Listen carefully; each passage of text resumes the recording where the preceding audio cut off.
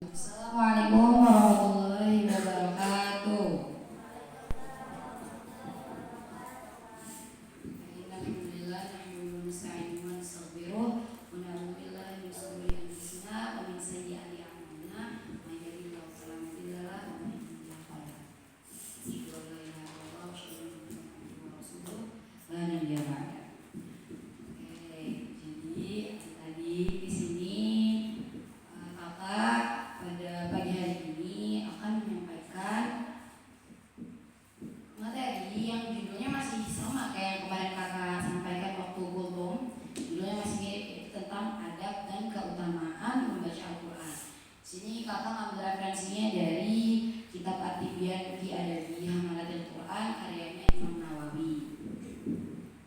Nah, sebelum Umi masuk ke keutamaan Quran dan adab-adabnya, yang pertama Umi mau jelaskan dulu kenapa sih Al-Quran itu penting.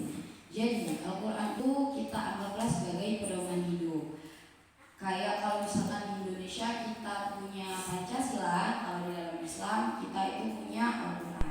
Jadi Al-Quran itu yang mengatur banyak kehidupan kita, seperti dalam Quran surah Quran surah Fatir ayat 29-30 yang artinya sesungguhnya orang-orang yang selalu membaca kitab Allah, mendirikan sholat dan menafkahkan sebagian rezeki, mereka itu mengharapkan perniagaan yang tidak akan rugi. Jadi maksudnya ketika kita rajin membaca Al-Quran, terus kita selalu mendirikan sholat, terus kalau ada uang kita sedekahkan, insya Allah kita akan menjadi manusia yang beruntung, baik di dunia maupun di akhirat.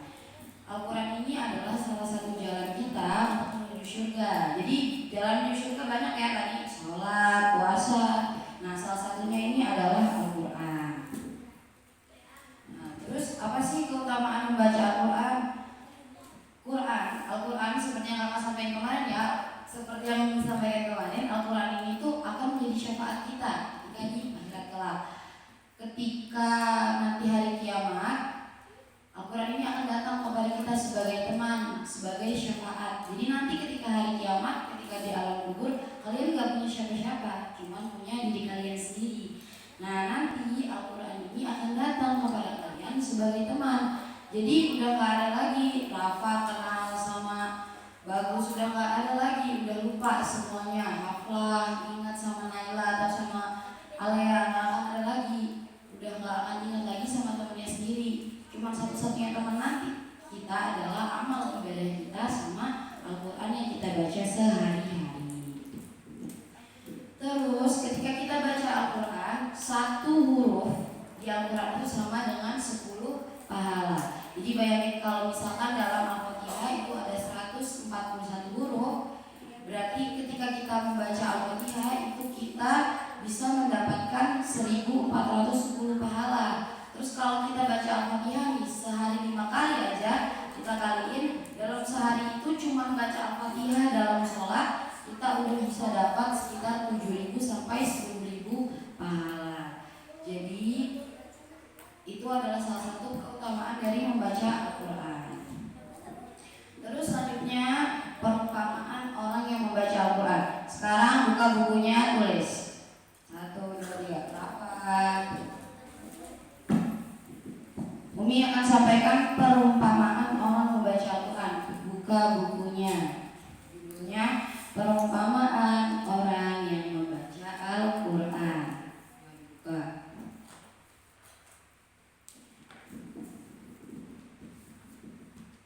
Oke, yang pertama, orang yang membaca Al-Quran, orang yang beriman dan membaca Al-Quran. Orang yang beriman dan membaca Al-Quran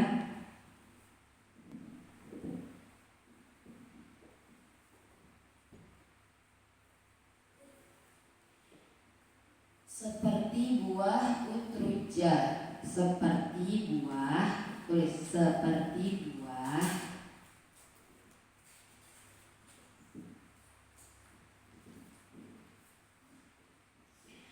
seperti buah utrujah, UTRU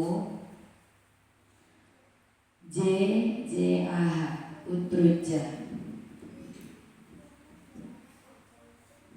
Ya.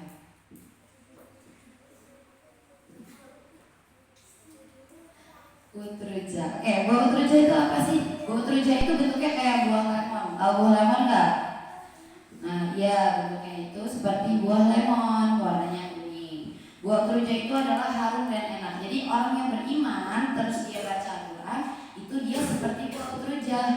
Dia harum terus juga manis. Yang kedua, jadi orang yang beriman tetapi tidak membaca Al-Quran.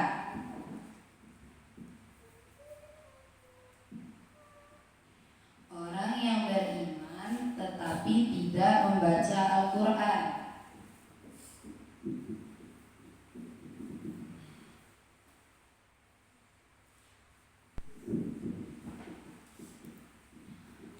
Seperti buah kurma. Seperti buah kurma.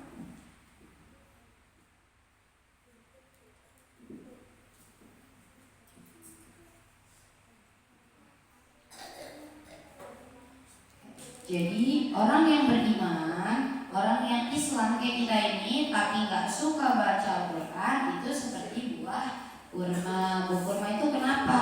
Dia manis, tapi nggak ada baunya. Kalau buah utruja tadi dia manis, terus wanginya harum. Tapi kalau kurma, dia cuma manis aja, tapi nggak ada baunya. Ketiga, titik.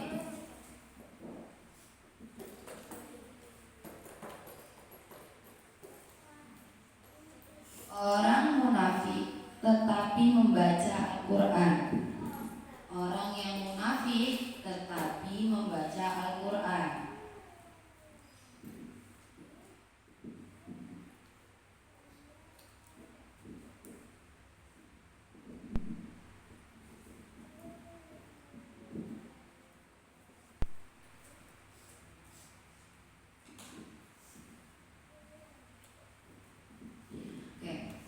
Orang yang munafik tetapi membaca Al-Quran seperti tetapi membaca Al-Quran seperti buah raihanah.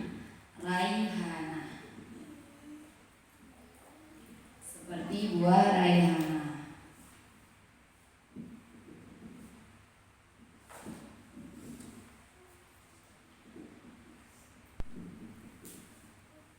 Jadi buah raihanah itu buahnya harum tapi rasanya pahit. Jadi kalau tadi kurma itu dia manis tapi gak ada baunya, sedangkan kalau raihanah itu dia wanginya harum tapi rasanya pahit. Yang terakhir, orang munafik dan tidak membaca Al-Quran. Orang munafik dan tidak membaca Al-Quran. Orang munafik dan tidak membaca Al-Quran.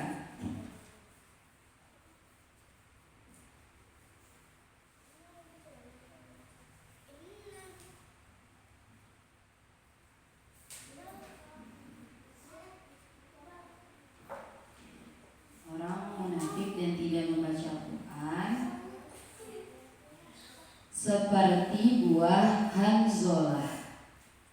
Seperti buah hanzolah.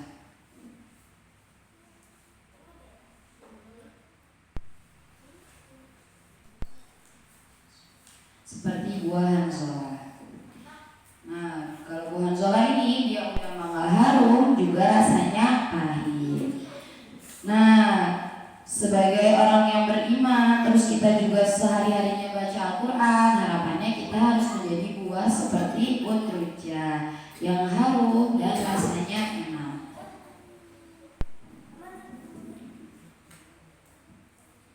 Kenapa? Hah?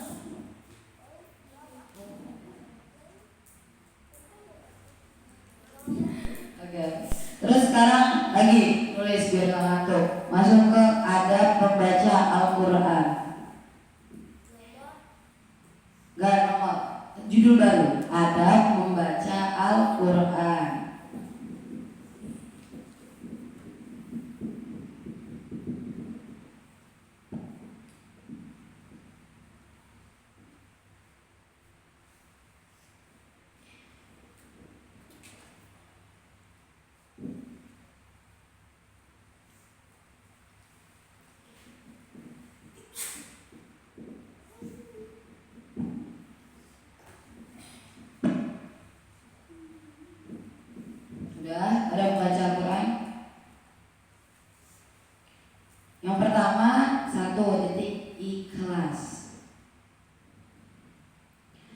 pertama adalah ikhlas. Jadi ketika kita membaca Al-Quran, kita niatkan karena Allah, bukan karena mau dipuji. Kenapa nggak boleh karena mau dipuji? Kalau cuma karena untuk dipuji, nanti ketika nggak ada yang muji, kita jadi nggak mau baca Al-Quran, nggak mau menghafal Al-Quran. Boleh kalau motivasinya itu pengen seperti habis Quran yang ada di TV mungkin, atau yang pernah kalian kenal, boleh. Tapi jangan sampai itu dijadikan satu-satunya alasan, cuman supaya bangga aja, yang penting pernah hafal. Jangan ya, baca Al-Quran itu harus diniatkan karena Allah, supaya kita juga pahalanya balik lagi ke kita. Kalau niat kitanya karena dipuji orang, kita nggak akan dapat pahala. Tapi kalau niatnya karena Allah, insya Allah pasti ada aja pujian yang datang ke kita.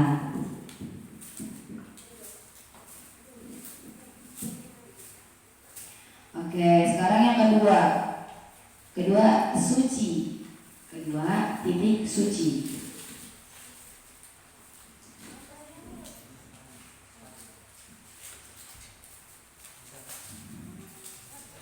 Udah baca Al-Quran yang kedua, suci.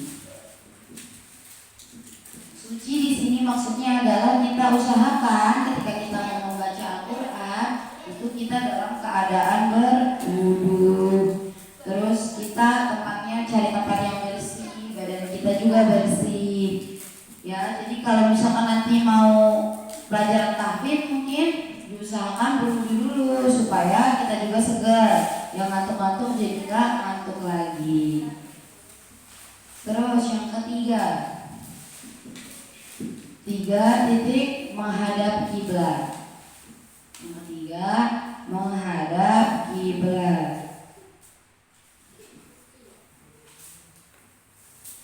Ini menghadap kiblat ini sebenarnya sunnah, jadi nggak harus. Tapi lebih baik ketika kita sedang baca Al-Quran, kalau nggak susah, dirasa nggak susah, kita bisa menghadap ke kiblat. Tapi kalau memang ya situasinya nggak bisa atau susah untuk menghadap kiblat, maka nggak perlu menghadap kiblat. Oke, selanjutnya yang keempat titik. Keempat, baca dengan tartil.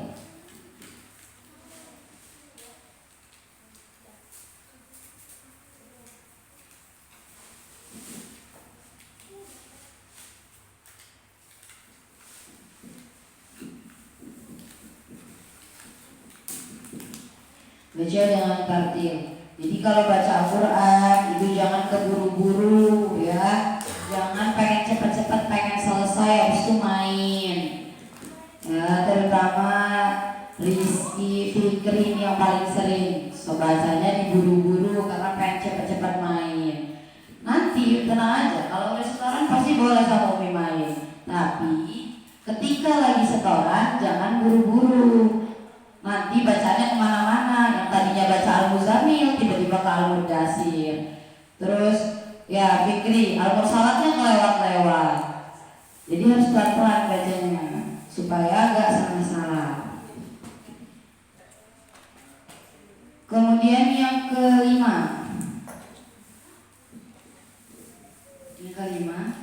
empat udah kan? Yang kelima, baca dengan khusyuk. Baca dengan khusyuk. Nah, tadi selain nggak boleh terburu-buru ketika kita membaca Al-Quran atau lagi setoran, bacanya dengan khusyuk. Ya Naila, jangan sambil mainan sama temennya. Kalau lagi setoran, fokus sama bacaannya ya hafal. Jangan digangguin Nailanya kalau lagi setoran, supaya Naila juga fokus, bacanya nggak kemana-mana.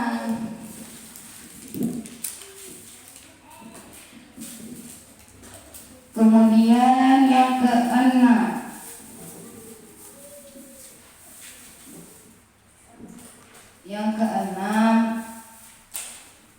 mulai dengan ta'awuz dan basmalah. Mulai dengan ta'awuz dan basmalah. Jangan tiba-tiba baca aja, tiba-tiba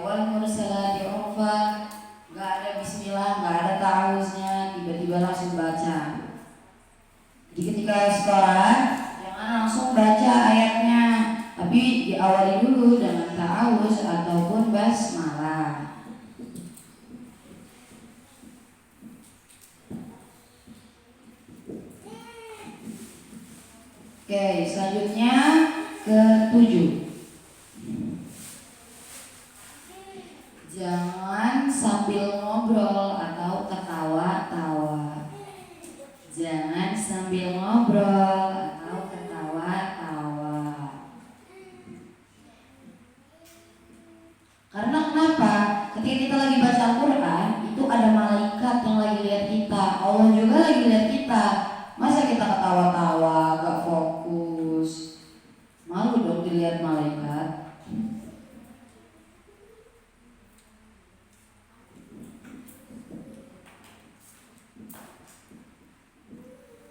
Oke, selanjutnya adalah menghormati Al-Quran. Yang terakhir ini, menghormati Al-Quran.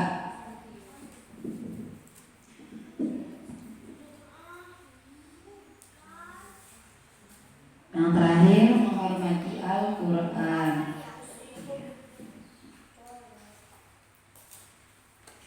Nih, ini yang paling sering Umi temukan dan perhatikan. Al-Quran kalian itu masih sering banget ditaruh di lantai.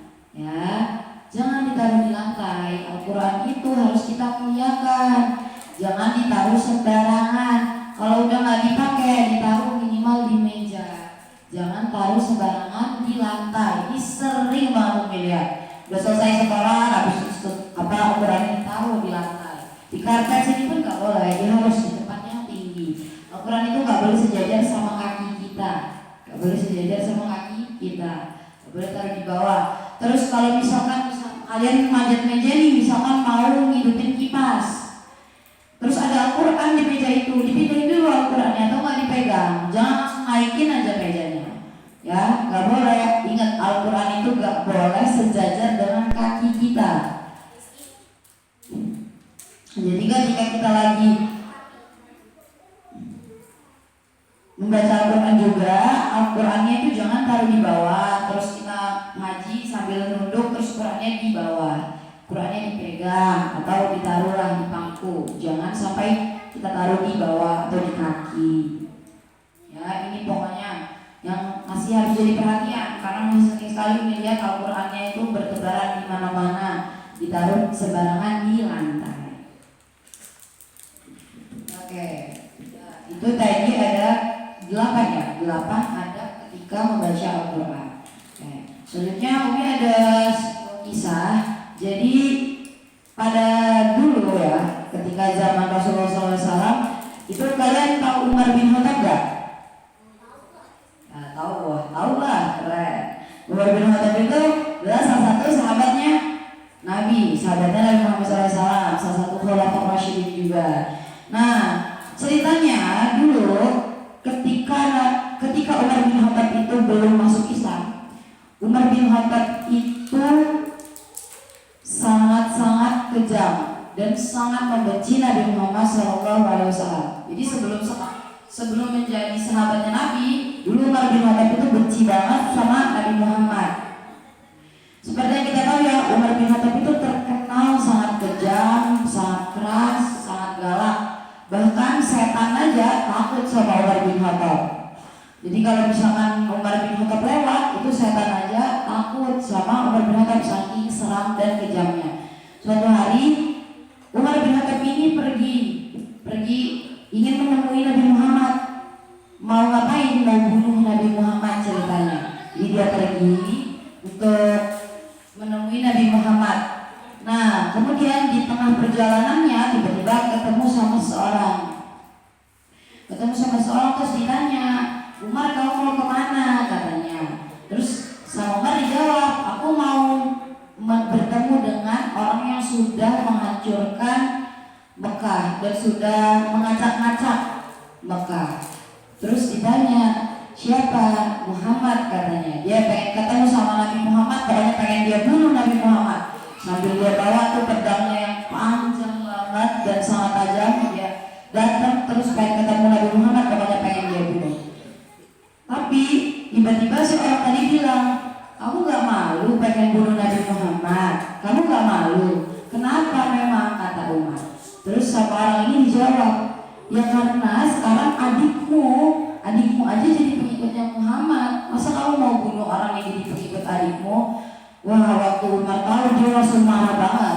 Dia marah banget waktu tahu adiknya namanya Fatimah binti Khattab itu dia jadi pengikutnya Nabi Muhammad. Terus dia yang tadinya mau ketemu sama Nabi Muhammad, dia putar balik, nggak jadi.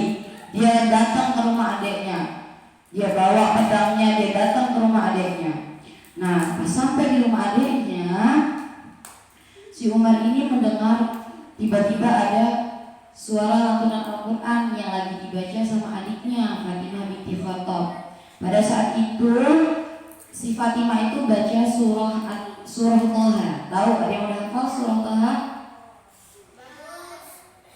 Oh ya, bagus sudah. Ya pokoknya Toha ma anzalna 'alaikal Qur'ana litashqa, itu yang lagi dibacanya. Yang artinya Toha, tidaklah aku turunkan Al-Quran ini untuk bikin manusia itu susah, melainkan merupakan pengingat bagi orang-orang yang takut kepada Allah. Dengan dua kata itu ya, dengan dua ayat itu, tiba-tiba Umar bin Khattab itu hatinya melunak. Dia dengar bacaan Fatimah yang bagus, khusyuk, terus dia ngerasain adem gitu dengar bacaan Al-Quran. Terus setelah itu dia tanya ke Fatimah, apa itu? Terus Fatimah jawab, itu adalah ayat Al-Quran dan yang dibaca adalah surah Toha. Tanpa pikir panjang lagi, Umar bin Khattab langsung dia pergi ke Nabi Muhammad lagi. Kali ini bukan buat bunuh Nabi Muhammad, tapi buat mengucapkan 2 kalimat syahadat. Akhirnya dia masuk Islam. Karena apa? Karena ayat Al-Quran. Hikmahnya apa? Ayat Al-Quran ya, saking indahnya ayat Al-Quran, dia itu bisa bikin orang yang tadinya kejam benci sama Nabi Muhammad, benci mungkin orang yang tadinya suka membunuh, benci sama orang-orang baik, benci sama kita, itu menjadi lunak hatinya karena bacaan Al-Quran, saking indahnya lantunan Al-Quran. Terus selain itu, Al-Quran itu artinya itu bagus-bagus banget. Makanya kenapa kalian di sini diajarin bahasa Arab, itu supaya apa? Supaya kalian itu bisa tahu lah seenggaknya artinya Al-Quran sedikit-sedikit, supaya ketika kalian baca Al-Quran itu bisa tersentuh juga ya. Terus ketika temannya lagi baca Al-Quran itu coba didengarkan ya, siapa tahu dengan kita dengar bacaan teman kita itu lama-lama kita jadi hafal sendiri, padahal kita sebelumnya nggak pernah hafal surat itu. Oke, itu tadi kisah Umar bin Khattab ketika masuk Islam. Yang masuk Islamnya itu karena mendengar bacaan Al-Quran. Selanjutnya, selain kita membaca ya tadi kan kita juga menghafal Al-Quran. Kenapa? Ya tadi ya pernah Umi juga sampaikan di kultum sebelumnya bahwa Al-Quran itu derajat orang nanti di akhirat itu tergantung seberapa banyak juga bacaan Al-Qurannya. Jadi kalau kita cuma sampai juz 30, ya udah kita cuma di lantai 1 ya, ibaratkan sebuah gedung. Terus kalau kita hafalannya sampai 30 juz ya berarti kita ada di lantai 30. Jadi kenapa hafal Al-Quran itu harus semangat, harus gak boleh pulang sama yang udah dipunya sekarang. Karena kan kita harus sampai di lantai 30, kita harus dapetin surga tertinggi. Jangan mau di dasarnya surga aja, kita harus dapetin surga yang terbaik. Bahkan kalau bisa, jika biiznillah ya, jika diizinkan, kita ingin melihat wajahnya Allah. Karena sebaik-baik dan ketika nanti ya, pokoknya ketika kita di surga, tujuan kita itu adalah yang paling pertama dan yang paling terbaik adalah ketika kita bisa melihat wajahnya Allah. Karena kan sekarang kita nggak bisa lihat, dan satu-satunya cara adalah kita harus masuk surga. Tapi nggak semua orang di surga loh, hanya manusia-manusia pilihan aja. Nah, salah satunya ini kita adalah penghafal Al-Quran yang semangat baca Al-Qurannya, semangat menghafal Al-Qurannya, dan gak cuma dihafal aja tapi juga murojaahnya ya. Jangan dihafal aja terus lupa. Karena Umi juga sendiri merasakan ketika kita itu udah hafal terus kita lupa, itu rasanya itu lebih sedih daripada kita belum hafal sama sekali. Ya, jadi jangan sampai murojaahnya juga gak terlaksana. Oke. Terus gimana sih nih caranya supaya menghafal Al-Quran itu mudah? Yang pertama pernah disampaikan juga kayaknya sama Abi Imam. Pakai satu mushaf, jangan ganti-ganti. Apa yang udah kalian ada, Al-Quran itu kalian pegang sekarang buat hafal, jangan diganti-ganti. Dipakai itu terus. Kalau bisa dari kalian awal juz 30 sampai nanti kalian selesaikan 30 juz, juz 1 mungkin selesainya, pakai terus itu. Karena mungkin nanti kita akan lebih tahu gimana sih letak halaman-halamannya. Coba deh sekarang kalian buka Al-Quran kalian, terus kalian lihat Al-Quran teman kalian mungkin yang ada di rumah yang cetakannya beda. Itu pasti halaman-halamannya ada aja yang beda. Terus misalkan ayatnya di Al-Quran kita di sini, punya mereka di sini. Nah, kenapa nggak boleh ganti-ganti Al-Quran tadi? Supaya bisa cepat hafal. Habis itu yang kedua adalah, ini Umi punya tips dari Ustaz Umi dulu juga. Ketika menghafal Al-Quran kita itu suaranya dikeraskan. Maksudnya dikeraskan itu bukan teriak-teriak ya Alhamdulillah, tapi suaranya dikeraskan. Jadi jangan dalam hati aja menghafalnya, tapi dilantunkan. Misal kita mau menghafal Al-Mulk, Tabarakalladzi biyadihil mulku wa huwa ala kulli syai'in qadir. Kita sebutkan, kita lantunkan, jangan dalam hati aja. Tabarakalladzi biyadihil. Ketika kita baca Al-Qur'annya itu disebutkan, itu tuh bakal lebih mudah. Kenapa? Karena otak kita itu menyerap suara kita juga. Jadi ketika kita baca, otak kita itu menyerap suara kita juga. Contoh deh, mungkin kalian di sini pada hafal surat Al-Ikhlas atau Al-Fatihah deh. Itu karena sering dengar kan pasti awalnya. Karena kan sering dengar. Nah sama, ketika kita baca Al-Quran terus kita dengar kembali suara kita yang membaca Al-Quran tadi, akan mudah masuk ke otak kita dan kita hafal. Sebenarnya ini enggak berlaku di Al-Quran aja. Ketika kita lagi belajar juga, kalau bisa itu disebutkan, baca apa yang kita lagi hafalin itu. Nanti insya Allah akan lebih mudah masuk ke otak kita. Terus baca berulang-ulang. Ini paling sering disampaikan bahwa ketika kita lagi menghafal itu dibaca dulu berulang-ulang. Kalau yang ngerasa ayatnya susah, dibaca aja susah ya dibaca aja dulu. Sebenarnya minimalnya ketika kita sedang menghafal Al-Quran itu minimal banget ayat yang kita baca itu dibaca 10 kali. Itu minimal. Minimal banget ayat yang mau kita hafal itu kita baca dulu 10 kali. Itu minimalnya. Jadi kalau belum 10 kali jangan dimulai dihafal dulu. Baca aja dulu ayatnya itu 10 kali. Ya, jadi itu salah satu tipsnya supaya apa? Kalau nanti setoran ziyadah sama Umi, setorannya lancar, oke? Supaya setorannya lancar gimana? Salah satu tipsnya adalah dibaca dulu berulang-ulang. Minimal 10 kali udah dibaca ayat itu baru kita mulai menghafal. Insya Allah kalian akan lebih lancar nanti ketika setoran. Kenapa nggak boleh nggak lancar ketika setoran? Karena itu pun akan kita baca terus. Kalau misalkan kita dari ayat pertama aja udah nggak lancar, nanti ketika mau ujian susah lagi gabunginnya. Ya, oke. Terus selanjutnya adalah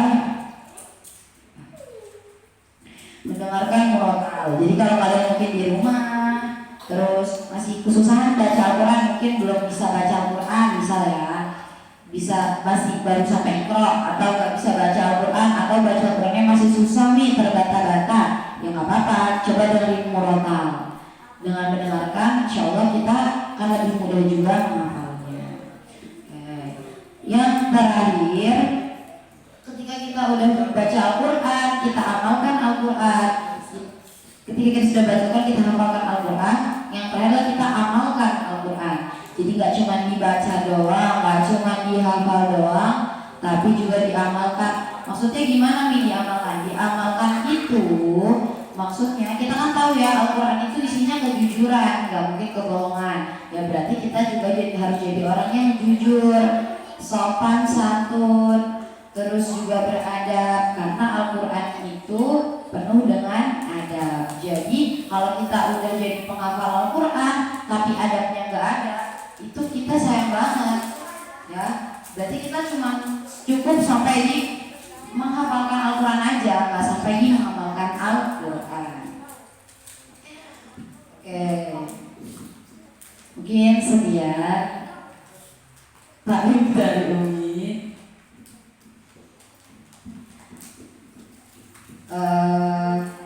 Semoga dengan